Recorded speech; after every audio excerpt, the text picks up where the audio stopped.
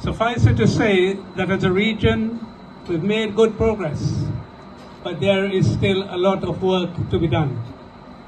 That work, and I cannot put it any better than the distinguished Prime Minister of Barbados, the Honorable Mia Mottley, in her speech Unifying the Caribbean, in which she pointed out that such work, and I quote, require a mindset which recognizes that only in solidarity we will command the power of capacity in this new world that is unfolding.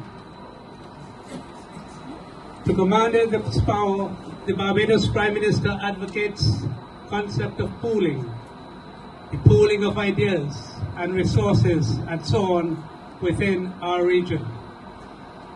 For sure, our region has done reasonably well, despite the vulnerabilities to which we are subjected. It has produced distinguished individuals.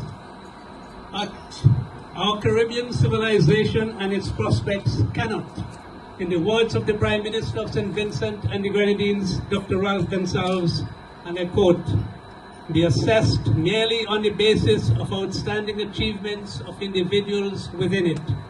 Our prospects as a region lies more in the community and solidarity of our people, unquote.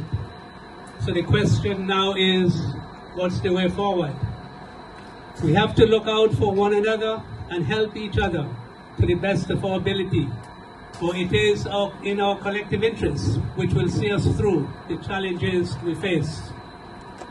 This collective interest must aim at building our resilience through a focus on inward self-reliance.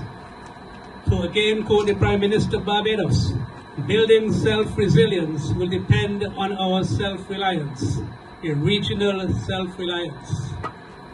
Inward self-reliance does not mean isolationism, but one which has a strong internal component, supplemented by the necessary external assistance and consideration, in which our regional voices can be heard so that we can achieve the best version of ourselves.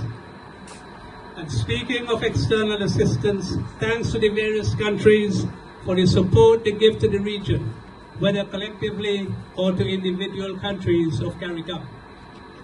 We do appreciate your interest and support.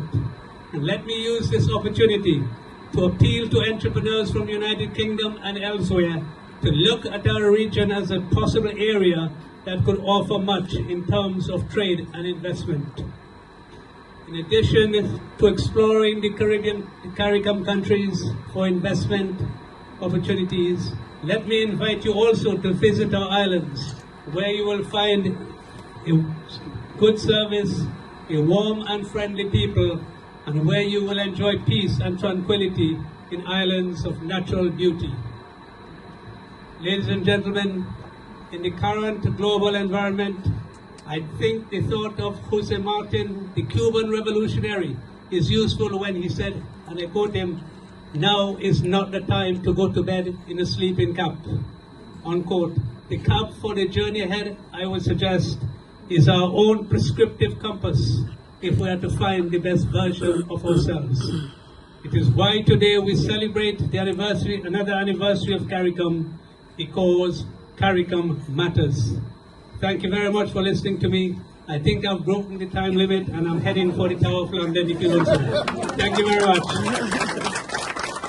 Thank you, High Commissioner.